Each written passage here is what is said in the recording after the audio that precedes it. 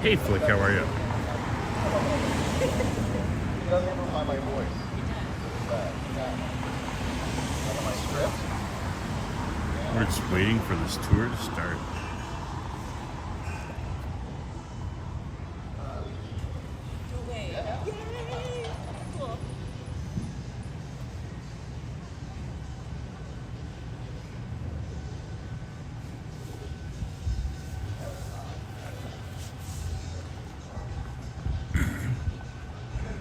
This tour starts in 5 minutes. It's a tour of Little India.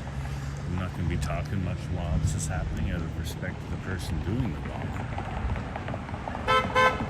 Go, Leafs, go. That's right.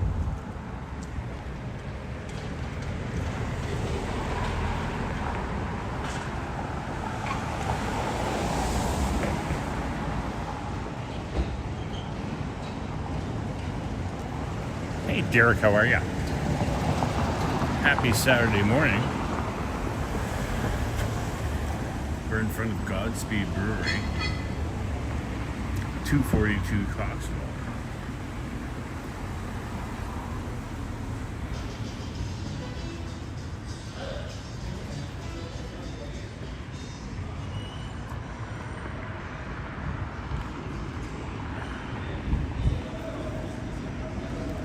And I see 1, 2, 3, 4, 5, 6, 7, 8, 9, 10 people waiting.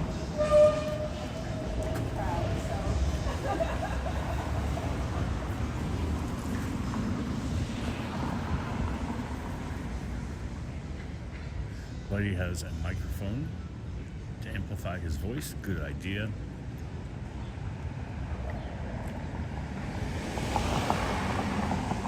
And Leafs play at home on Monday against the Florida Panthers. I haven't seen any updates on the second game. I hope it's Tuesday or Wednesday, as I'm off both of those days.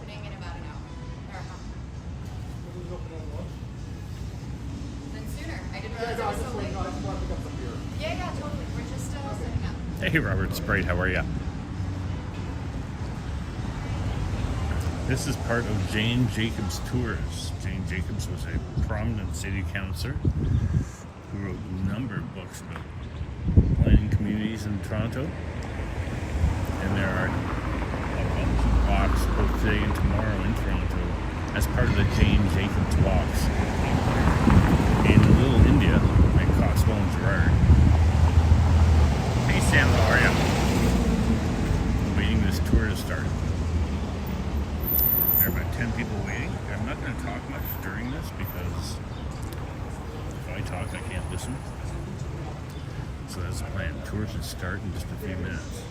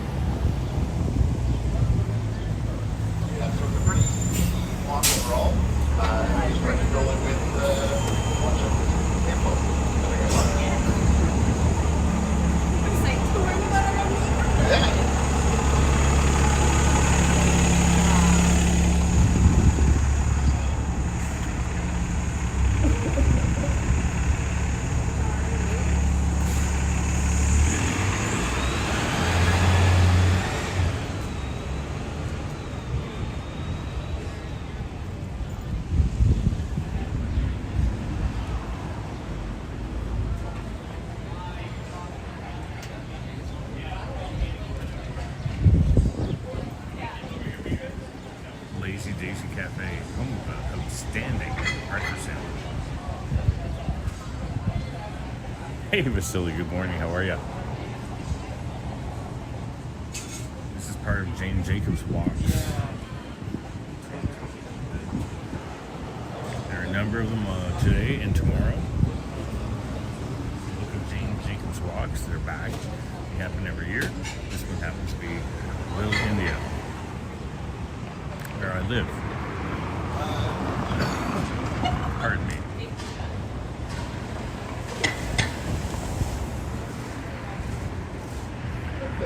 No, not at all. Right, well, it's 11. So let's do that. So I'm Justin Sharp. I moved here 9 years ago, almost on this same weekend, from Brantford. So down south. I'm an urban planner, but I don't work for the city or any of the consultants that will walk by. So I can't answer any. I try to answer questions, but I'm not officially, that representative. My town was really small. Brantford was the remnants of an old industrial kind of city. So when I moved to this place, it was kind of appropriate because I was actually trying to get a job in Hamilton, and then when I got a job in Toronto, I was like, no, that's a big city. But then I got here, I'm like, oh, this is the perfect spot because it's not what you think is Toronto. When you look it up, when people go, they're like, oh, this is like essentially the nicest street in Brantford that ever existed. So it was very appropriate. So there's a little background story. So the walk is just going to be history of the neighborhood as it is, how it was, and kind of the phases that I've kind of seen through my almost 10 years here, of what I call like little hubs of communities that have either developed or were here and then developed that kind of community. So I'm going to start off. So while we'll be talking about the history of this land for the past couple hundred years, I feel like it must be acknowledged that we're on the traditional territories of many nations, Chippewa, the Haudenosaunee, and the Wendat peoples, and is now home to many diverse First Nations, Inuit, and Métis people. The city generally also acknowledges that the Toronto is covered by Treaty 13, signed with the Mississaugas of the Credit, and the Williams Treaty signed with multiple Mississauga and Chippewa bands. And I thought I'd have to start it like that because this is going to be a whole talk about the land and how it's used and the history throughout it. So even though there's not a whole lot of written history of before the Anglo-Saxons showed up in this area, I started off with that. So with that being said, way back in 1793, Sarah Ashbridge, a widower from former Pennsylvania, arrived here with 5 children and their families in total. They were given about 600 acres of land, just really from here to Greenwood. So all of this was essentially that we're walking on was the Ashbridge's land. She got 200, and then because she had 2 sons, they also got 200 each. So it was just free land. Here you go, and do with it as you will. The one thing that I kind of found while looking that up was if you've ever wondered why Gerard, goes straight and then just bends for no reason, and there's not a Gerard and then there is a Gerard again, that's because of the Ashbridges. It's actually the Gerard Street actually stopped at Greenwood, and then it was just all their land up to here, and then for some reason Gerard just started as it was. So it was never really, like I thought maybe there was a bend over time, checking out the fire or insurance plans. No, it's just how it was, and they just kept it up all that time for no reason. But that's part of it, so that's kind of fun. Before the Second World War, this part of the Riverdale area was staunchly Anglo-Saxon. So this was a very working class neighborhood. We'll get to why that kind of started when we get to the brickyards, but that's what it was. Everybody came here for a job, and that's how it was. And then I called it, I called it the Little India Tour, and everybody calls it that, but apparently from what my kind of research was, it's kind of a misnomer. And it's funny in that way because it's not like Little Italy or Little Portugal, how that has the Italians and Portuguese communities, the whatever, and they grew up in that area and the place came. this place was almost branded as it was. There wasn't really a South Asian community that organically grew up and then things happened. The theater, as we'll get to, was the impetus of the whole community becoming a thing. So it was almost a branding thing, but technically it's the Gerard India Bazaar.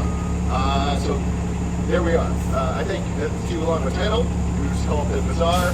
That will probably work. So I call this area, as we start, this is what I call the millennial era of the thing. Almost like the hipster, the gentrified kind of place. It was the part of town that was kind of run down and cheaper rent, in the early 2000s. So all these kind of places the home hardware and whatnot existed, but then places started showing up. The Cherry's Charbroil was a coffee time, and I think there might be a few left in Toronto or around, but not many. And you could probably do a full walking tour on coffee time and the clientele and what that meant. It's a very working class thing, but it's got its own stories and they're part of it. So that's basically what this part is. This part of town, Little India, was the remnants. There were cheap rents for places. There was a lot of vacancy. As we'll go through, that's a kind of a running thread. There's a lot of vacancies on this street, and we'll see some as we go. And because of that, it was relatively cheap, and people just went, "Oh, this is a great spot to try something and see what happens." Even during COVID, you see kind of things pop up. Birdies showed up during COVID. They were on a food truck. They it was an old pizza place that was kind of gone for a few years, and they're like, well, they give it a shot, and they've done well. The Heritage Charbroil, as I said, we'll see the diner is in flux, so whatever's going on there. So it's always an area I've found in the past 10 years that a lot of changes have happened, and luckily, if the rents are cheap enough, that's the opportunity that provides. We'll start walking, so we're going to go on the north side of Gerard, and then just keep walking. Hey, ready to getting a haircut, Kurt Affair, and Cynthia. How are you? Evan, good to see you. We're going to start walking here, and I'm not going to talk during this walk because out of respect to the guy doing the walking and the talking. But here we are, tour of Little India.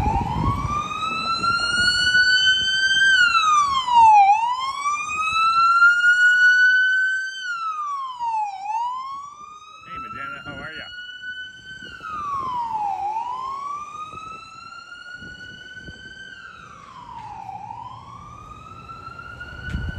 And a good Saturday morning to you all.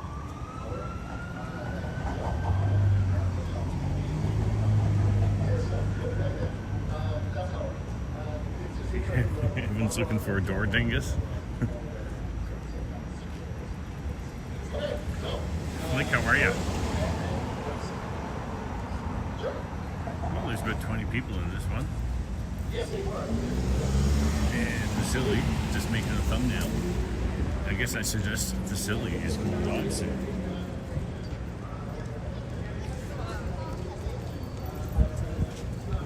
North, no, west here.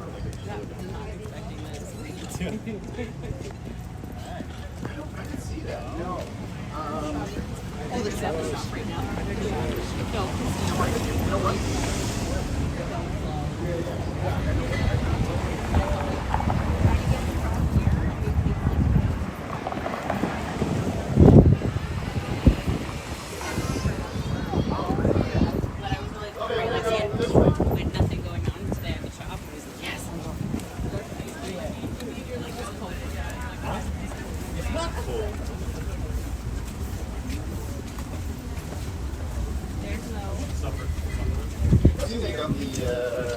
Doors and windows here.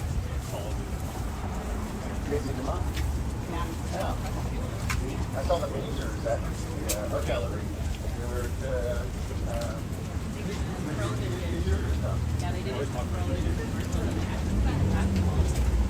And Vasily, are you walking with Henry?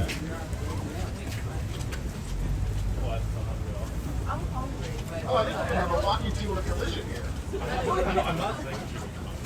No one, by the way, it's all like, everyone just does this, so there's no Kurt, we're going to look at Desi Burgers, actually. And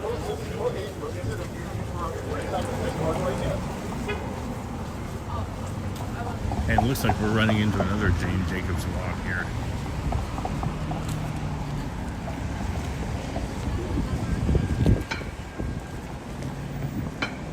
Okay, so I've got 3 or 4 major stops and then some smaller ones in between, just to kind of break it up.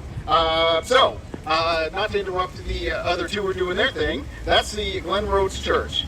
So that was, there.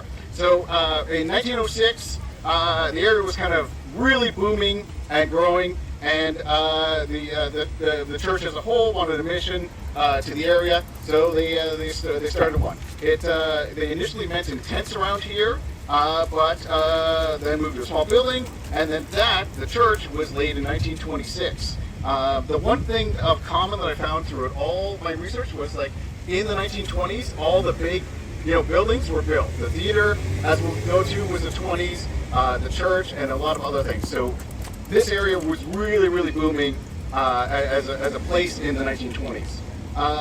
Right now, the church is still the church, but it acts for weekly food drives. If you ever walk by, there's some people getting some help. It's a marketplace in the winter months, and I recently learned they do Dungeons and Dragons on Friday, which is pretty funny. One other thing that we see along it are a lot of murals. The whole area is a lot of art. This one is done by Al Runs. He's the guy that did the Lee's Palace one most famously, so that's just a point of note. I don't know any of the other artists, but there are many as we walk on through. All right, we're going to stop at Craraven Road, so just up here. Hey, Paul Blunt, how are you?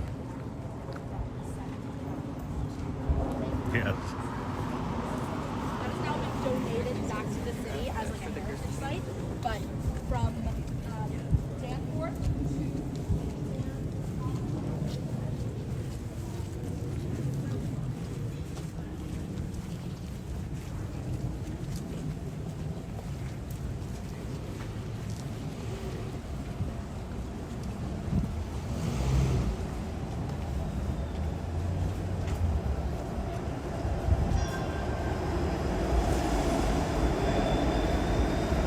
Here we are approaching Craraven Road, part of Gerard Indian Bazaar.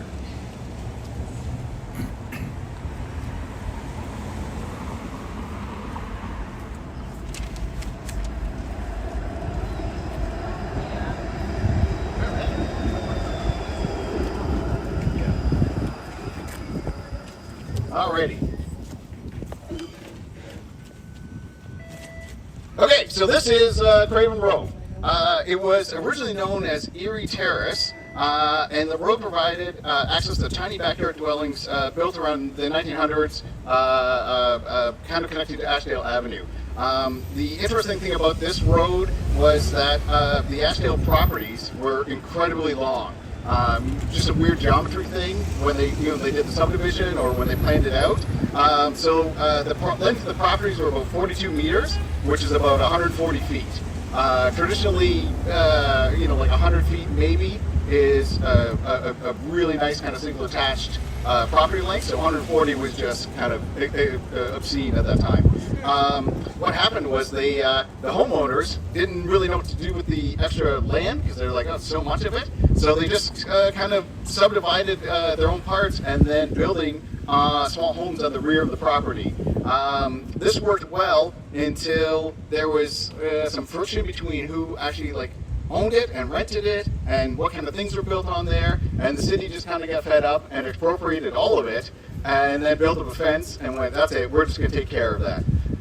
So it was around 1910. 1910, the city expropriated the lands that kind of in dispute, and formally created the narrow road, the Craraven Road here. So a lot of them are frontages on this side, and then the other side is just a giant municipally maintained fence.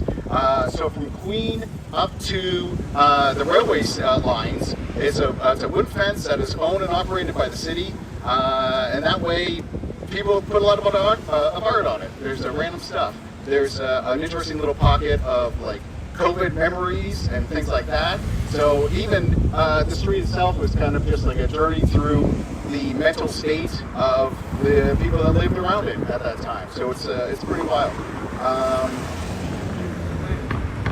That's it. That's it. Working class again. Yeah, that was the other thing. So because all the homes were small, again, it just kind of propagated the working class area that this is.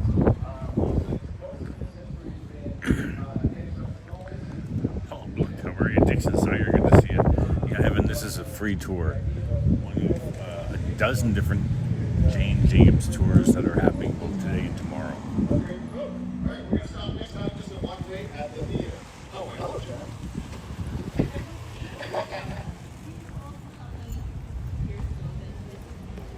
Zip. Hey, Hey, how are you? I've never met you, but I'm actually boom. Yeah. Hey, how are you? good. Ready? He's getting are you- a haircut. Around He the corner. is. Yeah. I'm actually doing. Are you doing a live or stream of a pre-record? Jane Jacobs tour, Little India. Nice. They're doing this all weekend, right? Yeah. Yeah, Eddie was mentioning he wanted to watch one. That's so funny. Did you see me? And I just saw you walking the dog. that's so funny. Hi, puppy. Go up. Say hi to Boom. Hello. Oh, what a cute little puppy. How are you? Daniel says hello. Hello, Dana. I'm good. Good. Good. This is quite random. I walked by one on Church Street the other day. I wasn't sure who was doing it or what it was. And then I talked to Eddie and he knew who it was. Yeah. Well, Jane Jacobs was a city councilor, did a lot of great work with writing books about communities in Toronto. She was famously tackled by Rob Ford during a city council meeting. Like physically? Yeah. Oh, wow. Yeah. What, 1910? Kurt Fair says hello. Hey, Miss Fair. Dudley says hello. Hey, how are you? Well, you're very popular. Flick Hunter says hello. Epic Ninja. That's so funny. Hi, Coda, everyone. is that the name of the puppy? Yeah, Coda. Well, Coda's gonna get more hellos than me in a minute. It's a lighthouse. So, That's so funny. I'll let you guys pass and then I'll continue on my way. But Sure. everybody drinks all the time. do you know what the crowd this is supposed to be? I don't. I do know we started at Godspeed Brewery, Okay. and this is basically the first stop, Craraven Road, talking about the longest supported city wooden fence, and now we're going to the Bollywood Theatre, which is the reason why Little India exists. Nice. All right, we're out. Boom, it was nice seeing you, meeting you for the first Nice time. meeting I'll you. see you soon, okay? All right, take care. Bye. Bye, everybody.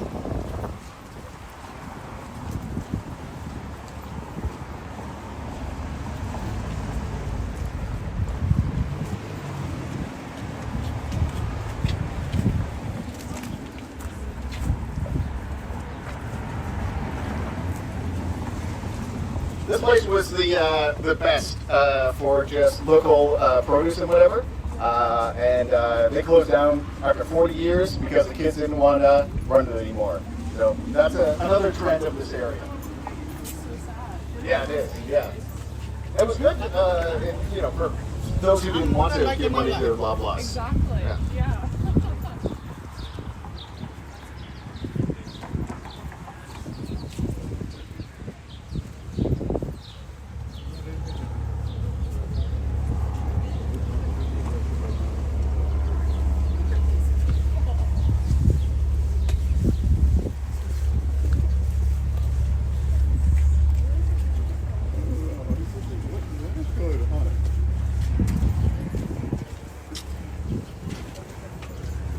Let's get up here.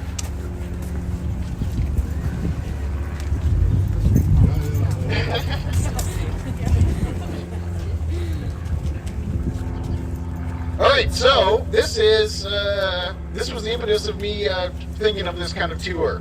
My first degree is in film, so whenever I hear that there was a theater, movie theater going around, I always became very interested in that. So that was kind of like, what's the history of this place and what happens? So the building itself was built in 1927. It was part of the B&F chain of cinemas. There are tons of those around Toronto. The Allenby Theatre just up the road was part of that. The Beaches. I think there was one on the other side of Greenwood as well. They're just, it was at the time you have nothing for entertainment other than really just a movie theater. Radio really was kind of coming around. So theaters were everywhere, and that was a big part of Toronto as well. This is a Beaux-Art house style design of a movie theater, although anymore, as you can see. And it closed to mainstream cinema in 1966. With television becoming a thing, obviously, these are when the theaters kind of shifted. Now, Gianaz, he immigrated from India in 1968, benefiting from, at the time, relaxed federal immigration policies for skilled workers and professional. He was an engineer, so he got in and worked at a couple places around here, Air Canada, signed some bridges as well, stuff like this. So was working, but he was really interested in showcasing Indian films. He would screen them in school auditoriums, and they would be really successful as far as that. And he just wanted to try something else. So in 1972, he founded the former Eastwood Theatre. The reason he chose this wasn't because, as I kind of stated at the beginning, this was not like a South Asian community. This was because this area was run down and the theater was cheap. And it was vacant, so they had to rent it, so he found a good price and he rented it. He went door to door collecting for funds for the vision of the Indian cinema. He finally raised enough capital to rent out this. It was a 750-seat theater at the time. He secured the rights, 35mm prints, and charged about $3.50 a ticket, which is about $20 today. So just a fair, movie price. It became very popular, and quickly he was earning about $5,000 a month. And by 1974, what was that? Only 2 years? Yes, yeah. Only 2 years later, was able to buy the whole building. So incredibly popular. Mostly because it was the first and only cinema in North America that showed exclusively Indian films. So there was nowhere else you could see anything. This was the place. Kind of neat running into SIP right there. That was kind of cool. With people even coming from Niagara Falls, Montreal, so like this became a hub. If you want to see, Evan, today there's only one star of the show, and it's not me. The trip was generally like a full day excursion. You show up at the theater and then you try to find something to do, and that's kind of what happened. So Naz was really kind of looking forward to making community. And he was like, man, I hope, maybe we get a Sari shop or we get a kind of food restaurant, food place or something like that, that just kind of pop up. And that's what happened. When people would come here, they'd want to go out to get something to eat, but it would want to be something they're familiar with, something in line with the trends. So it just makes sense that these places started opening up. I forgot to switch up the Chanda flagship there. They're expanding to Mississauga. I can't remember. But I just have a feeling they were one of the originals. But I read. But it just looks like it's pretty good. Paul Blunt, I don't know what Vile is. Here we are in the Gerard India Bazaar. That's interesting. But the whole reason Little India exists isn't because there were Indians here. It's because some smart guy decided to open up Bollywood Theatre, and that caused all these different businesses to show up.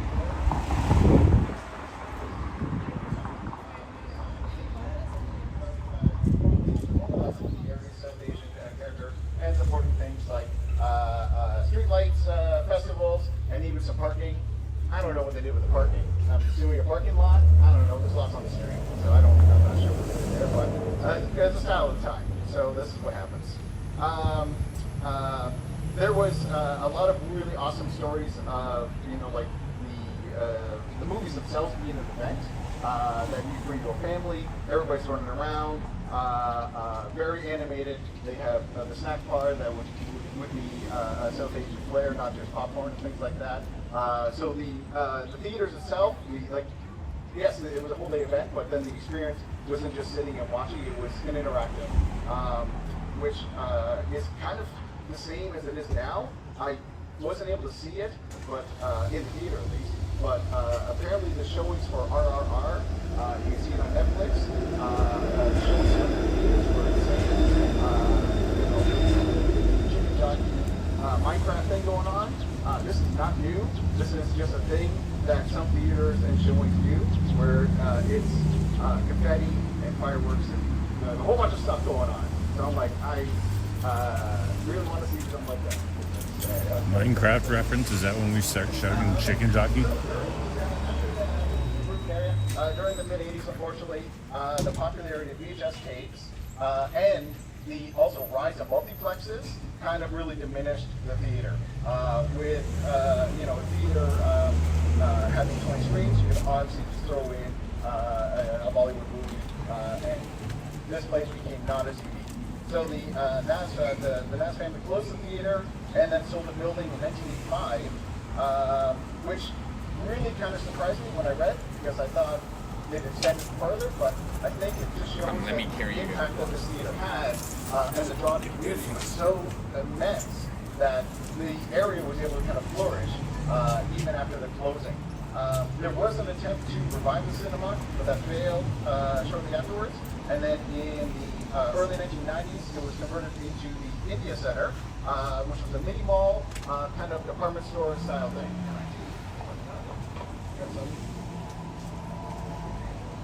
There we go. So that is inside with the time. Okay, that's the theater. So, yeah, hugely impactful. As I said, it wasn't the organic, so to speak, for the namesake of a community that was here and then reflected or worked around that. This was because it was cheap and available, the community came to it, and then the neighborhood grew up around that kind of thing, which is unlike most little places, as they call it. All this renovations happened in the 90s. I'm sorry, in these didn't happen here, but I thought I remember. It was in the early 2000s. So it was worn down. The interior was basically just storage. The department store didn't really work. So when it was sold and bought, they converted it into apartments.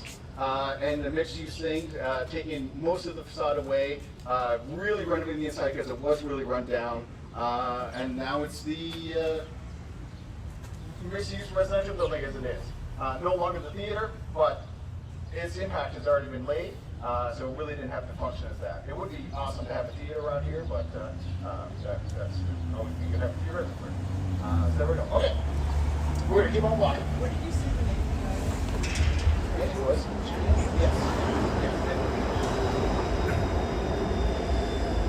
And we're going to keep on walking. And the tour goes on.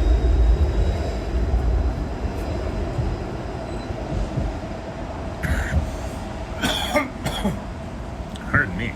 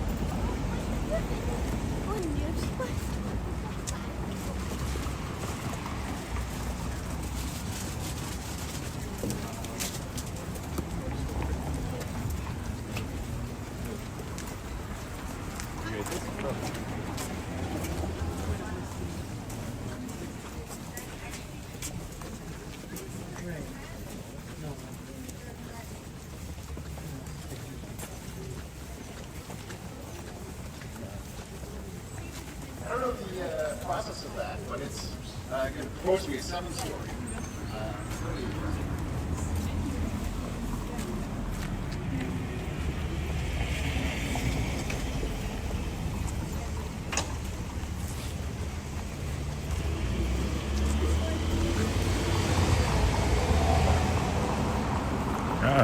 here at the restaurant, Lila.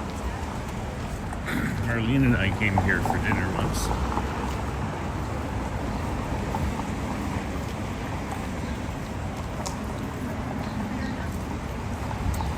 My understanding, butter chicken was just something where they made it for white people. Make tandoori chicken, add cream, and here you go.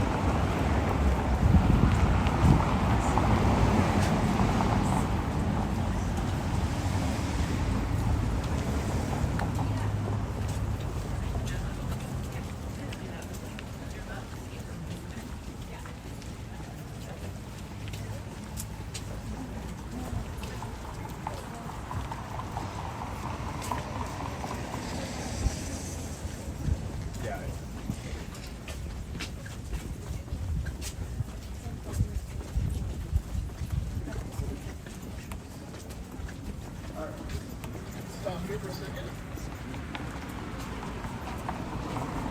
Okay, thank you.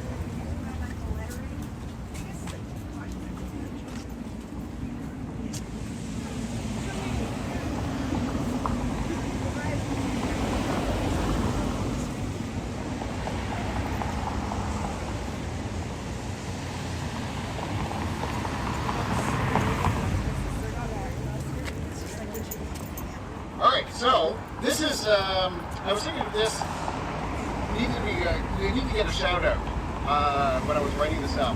And I lazily called it like the new hub. So if you noticed at the theater, the surrounding businesses were kind of established. If you walk in, the owners are, they're getting up there. And I thought, well, this area is very interesting. The Glen is by far the most popular that I've seen. And it's almost like the new theater. Whenever there's any kind of cultural holiday or religious holiday, this area is crazy. Everybody comes in just like in the theater. They come in from the suburbs of the area that they live in, and they drive down, and this place just goes wild. And it's pretty awesome. It's kind of like what the theater would have been like. So I call this a new hub because the Desi Burger was founded in the 94, and the Lor Pakistani House was founded in 96. But both of them recently, Desi Burger was about 5 years ago during COVID. The parents kind of passed it on. It's funny because this Desi Burger, this area right here, I ride my bike home at night from work, and this is one of the paths that I take, and this place is packed at 11 o'clock midnight every day of the week when it's really, really hot out.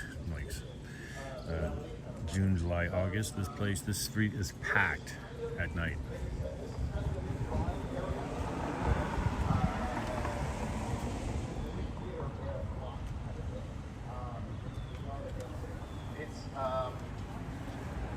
That's it. Yeah, I just thought I'd point that out. It's just one of those things. I'm like, this is, the tradition kind of continues. It is also the newer areas. Like, so everybody who kind of owns and works the buildings, they're relatively new ones. The big one on the corner, I can't remember the name, but it's very good. That Lahore Ticket House burned down, and this is the new, less burned version. Place, but all these relatively new in concept. Whereas the theater brings this, or the Japanese building, I guess, they're going through a change. So we'll see how things happen in the near future. But as I said at the beginning, this whole area has always been in flux. There's always some kind of change, and you just have to be patient to see what happens.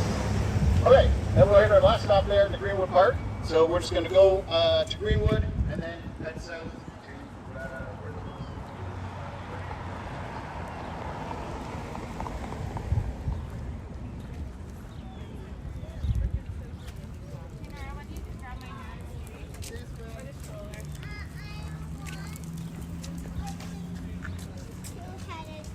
I do, is I love it.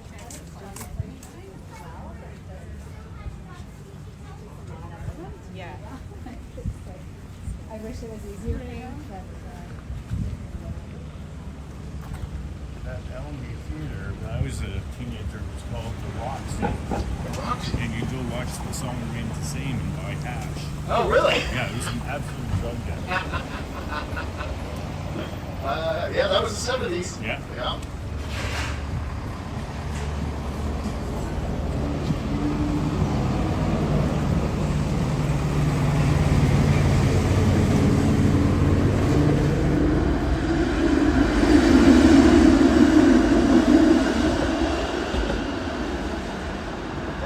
Just one thing. Just point out a couple quick things here as I remember them.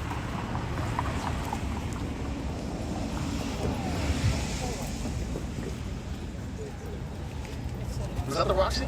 No. No. Yeah. Allenby's. Yeah. Timmy's. Yeah. Yeah, they preserve the facade and the lights, which is fine. Yeah, it's better than nothing, I guess. So yeah, real quick. The motor place was a Beck taxi repair place. So that was kind of the Beck taxi hub for a very long time, and then they sold it, and now it's just a motor repair thing. So it was always interesting that the orange taxis were obviously orange because of the area that it is.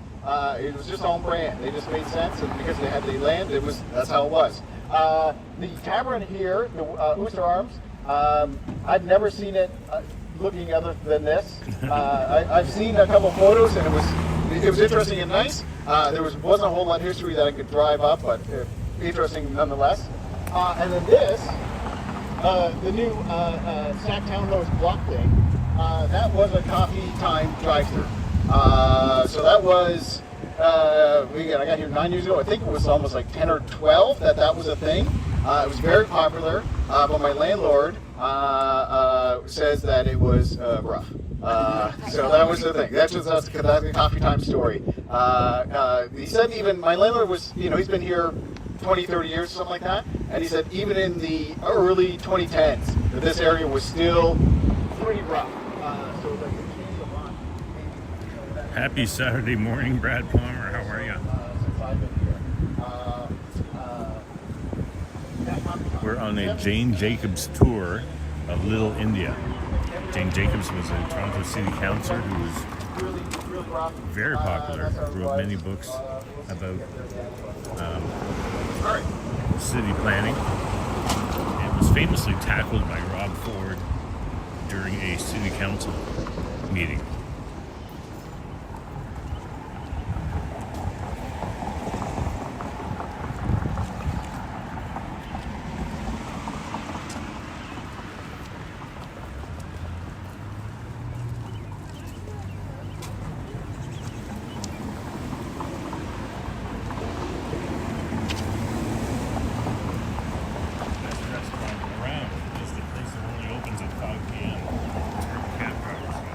Oh yes. It's another Pakistani Indian restaurant.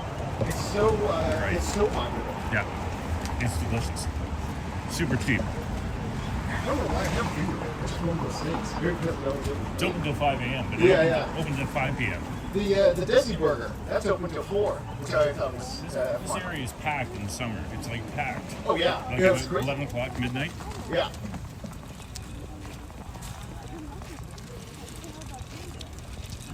I love that families bringing their little kids. Yeah. So you see like a 5-year-old at midnight. Yeah. You're like, all right, that's great.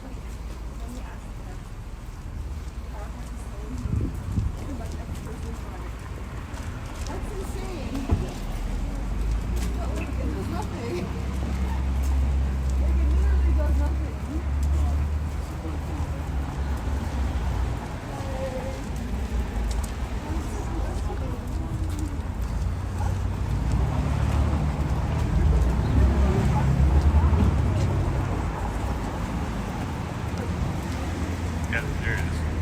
Lor Grill restaurant. Really, yes. Yeah. Yeah, it's a huge hub just for drivers at night. Yep. Yeah.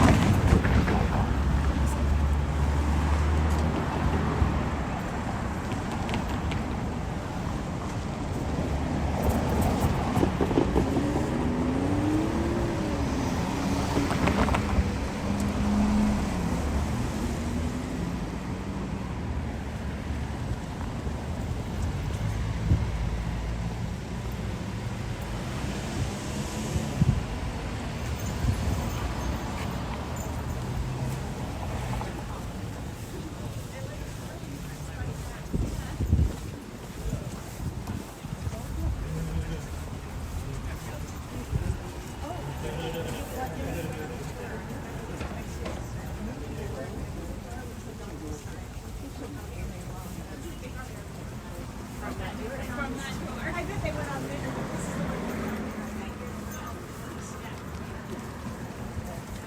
You didn't tell me about the Turk Parks or something. I thought we were friends. I'd forgotten it. You know.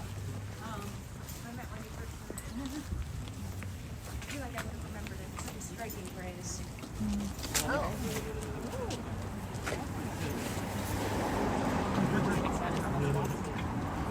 Very true. That is very true.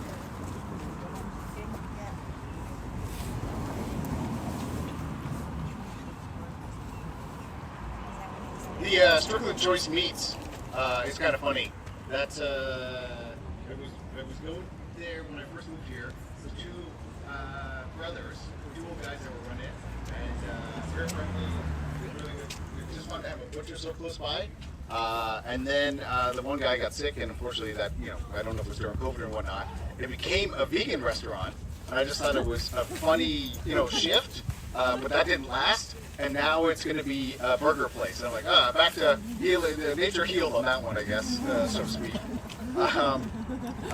That's one thing actually I'll point out, off topic-ish kind of thing. But during COVID, I was, for the first bit lockdowns, you didn't know how to get your things or what to do. And talking to my parents who lived, in the middle of nowhere, so to speak. And always had to drive. I thought it was really kind of amazing, and especially using my planner brain, it was amazing that I could get everything I needed within about 15 to 20 minute walk. I had the two butchers on the street. We had the BJ supermarket, the No Frills. There's a cheese shop. There's a lot of local things. There was 3 breweries within walking distance, which is crazy. So everything that you could have wanted, and my doctor was questioning me about, was all there. So it was just one of those little prods that I'm like, oh yes, this is how a community in a neighborhood should work. And when it did in its moment of crisis, it worked out well, at least for me, because everything was around. And you got a backpack, and you just fill it up every few days, and off you go. All right, so back on topic here. So this is the Greenwood Park. This was the Brickyards, Greenwood Brickyards. So, not per se the impetus of, all the Brickyards, but because it's the one that we can stand near, this is why it's here. So, from the 1860s to the 1920s, Greenwood Avenue was a major hub for brick production, rivaling that of the Don Valley Brickyards, brickworks, sorry. The area supported at least 10 brickyards, producing hundreds of thousands of bricks annually and employing hundreds. So yes, there's this one right on the just a few blocks north. Can't remember the street, but near Wagstaff and whatnot. There was another brickyard. There's another one up there, and another one up there, and another one there. They were just everywhere. So the soil was just perfect. Conditions were right to make bricks. Bricks were needed. So this whole area was just factories, brickyards, and people living and working in their area. It was originally called Greenwood's Lane, and it was named after Mr. Greenwood, a hotel owner and wagon painter. I couldn't figure out, and there was no definitive answer to where he owned his hotel, but it was the prominent kind of place of the area. It was sort of like the social center. It's got to be every kind of indication was at this corner. Just not sure where, not sure if the building still remains. I doubt it, just because if it sounded like a hotel, it would have been 4 stories. There is one on Redwood that is a 4-story that does look like it was a hotel. I don't know if that was it. It doesn't really make sense because if it's going to be in the corner, that would be logical. But so be it. So the east side of Greenwood Ave, yes, there we go. Had the John Price brickmaker, the Morley and Ashbridge brick manufacturers, the Ashbridge's brick, and the west side had the John Price, the Joseph Russell, the Wagstaff, the Isaac Price, and the Taylor and Logan, and they just all did, their crazy jobs of getting the bricks out to everybody. Not anywhere really close by, but on some of the side streets, if the asphalt's kind of peeled up a bit, you can see that some of the roads are still bricks underneath. So a lot of the time, because they just had so much, you could see this at the the Riverdale Farm, there's that one street that's all brick. That's a lot of what it was. You just had so much, so you might as well throw it on the ground and use it as something to walk on. So this place was a brickyard before World War I, because that area kind of ended. Everything was kind of built around it. The community flourished, and then things moved on to something else. Just did these many bricks.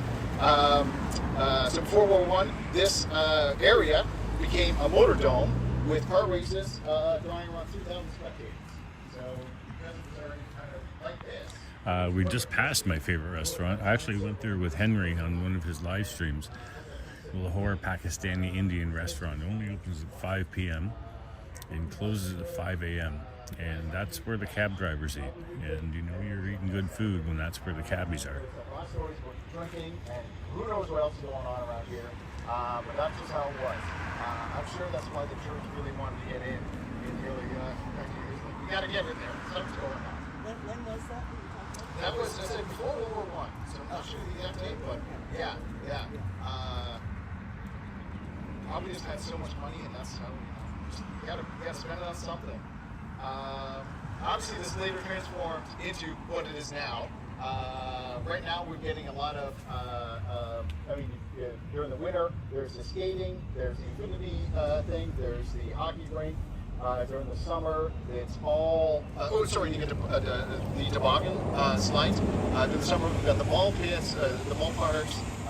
They play football and soccer and whatnot in the field. The splash pads work, the pool works. There's a little statue of a boy dressed as Superman, and the dog park's there. So it's a huge, just area to come to, and the farmers market goes there too. So it's interesting how things change over time. It's interesting how what the place used to be. A place where you race your cars and drink too much and lose all your money became, well, you still do that at the farmers market, they're expensive. But the hubs change, and that was the whole point of this, is every little place has a story, and every little place has an impetus, and to see, at least in my mind, the shifts throughout the last 100 years, throughout just this one stretch of Toronto was pretty wild to me, and to see how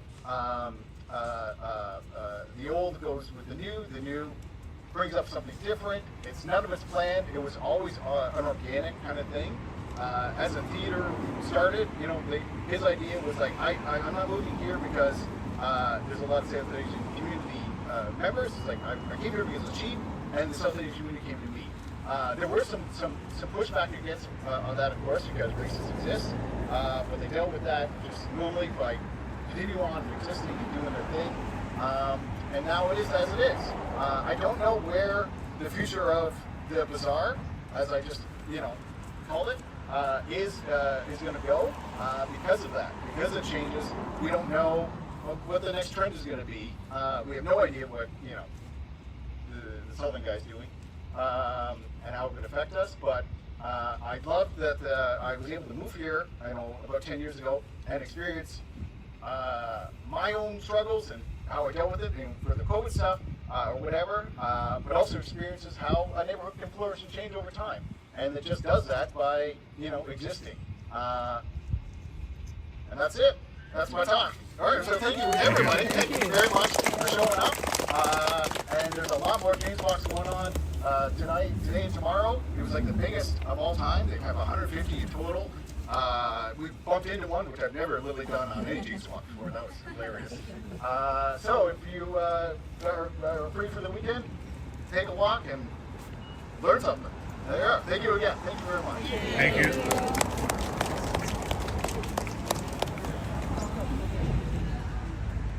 Well, that was cool. Yeah, so there are dozens of these James Walks. Look it up. Use your Google machine. I found this one listed in the Beach Metro, which is a local newspaper here in the beaches, but I did not see it listed on the Jane Jacobs website. So you have to do some extra searching to find all the walks. The soil is not maintained. And Vasily is going live. in about 10 minutes, I believe. Vasily, please drop the link. I'm sure everybody in this chat knows who Vasily is and how to find his channel. But hey, go ahead and do it anyway. And I'm going to end in just a couple of minutes. And this is my coffee, which lasted the whole hour.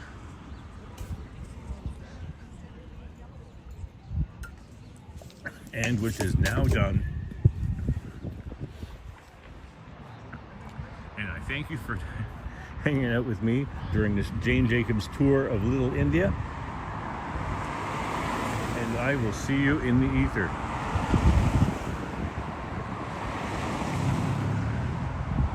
There it is. All right, Vasily's going live in about 10 minutes. I believe he's walking with Henry. Henry's got a big day planned. And here's Greenwood Park, where you see all kinds of baseball, softball, farmers markets, dog parks, hockey rinks, public gardens.